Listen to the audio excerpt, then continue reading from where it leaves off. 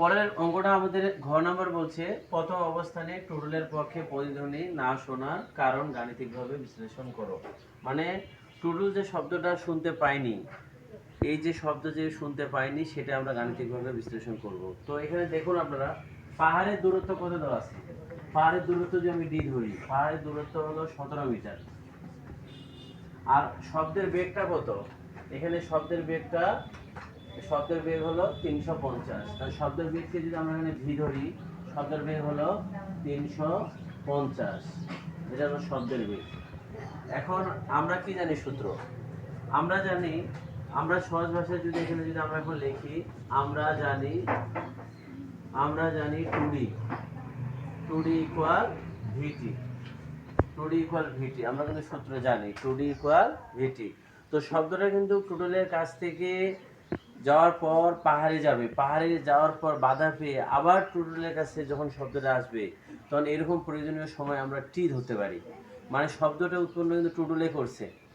টুটুলের কাছ থেকে শব্দটা যখন পাহাড়ে যাবে, যাওয়ার পর বাধা পেয়ে আবার যখন টুটুলের কাছ থেকে আসবে, এরকম আমরা প্রয়োজনীয় আমরা সময়টাকে আমরা টি ধরতে পারি।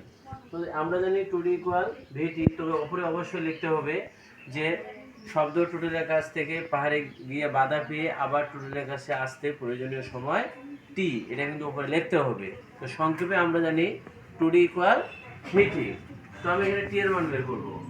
তাহলে এখানে আমরা লিখতে পারি বা ভিটি ইকুয়াল 2D। তাহলে বা T equal 2D by V. এখন আমরা মানগুলো বসাবো। বা টি ইকুয়াল 2D এর ডি বলতে এখানে দূরত্বটা ছিল 17 মিটার। তো এখানে 17, আর এখানে ভি হলো শব্দের বেগ। শব্দের বেগ হলো 350। শব্দের বেগটা হলো এখানে 350। তো এটা যদি আমরা এখন ক্যালকুলেটরে হিসাব করি, তাহলে আমরা পাবো যে 2 গুণন 17 ভাগ, তাহলে এখানে আমরা কত পাবো 350। তাহলে আমরা পাবো 0.097।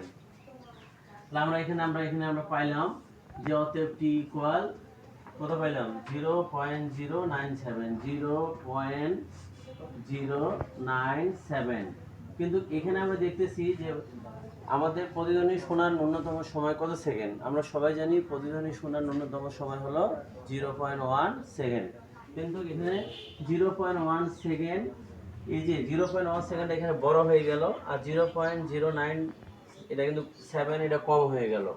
অর্থাৎ এখানে টুটুল কোনো প্রতিধ্বনি শুনতে পাবে না, কারণ এটা যে 0.1 এর চেয়ে এই যে সময়টা মানে কম হয়ে গেল।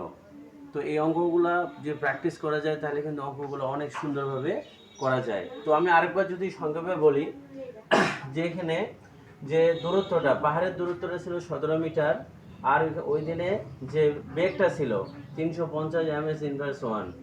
তাহলে আমরা কি জানি, শব্দ কিন্তু টুটুল থেকে আসবে, টুটুল শব্দ করবে, পাহাড়ে যাবে, পাহাড় থেকে আবার শব্দটা টুটুলের কাছ থেকে আসতে এরকম সময়টা যদি আমরা টি ধরি, তা আমরা জানি 2D ইকুয়াল কি টি ভিটি।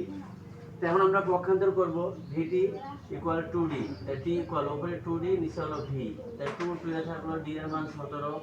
এখানে আমরা না পরে বসালো হবে। এখানে ভি এর মান কত বলো 350। তো দুইটা গুণ করে যদি এটা ভাগ করি, তাহলে আসবে 0.097, অর্থাৎ 0.1 এর কম। কারণ প্রতিধ্বনি শোনার ন্যূনতম সময় হলো 0.1 সেকেন্ড। কিন্তু আমরা এখানে কি দেখতে পাচ্ছি যে 0.097 এর চেয়ে কম হচ্ছে, মানে 0.1টা বড় হয়ে যাচ্ছে আর এটা কম হয়ে যাচ্ছে। তাহলে আমরা বুঝতে পারলাম যে টুটুল প্রতিধ্বনি মানে কোনো ধরনের প্রতিধ্বনি শুনতে পাবে না। তো ভালো থাকবেন, আসসালামু আলাইকুম।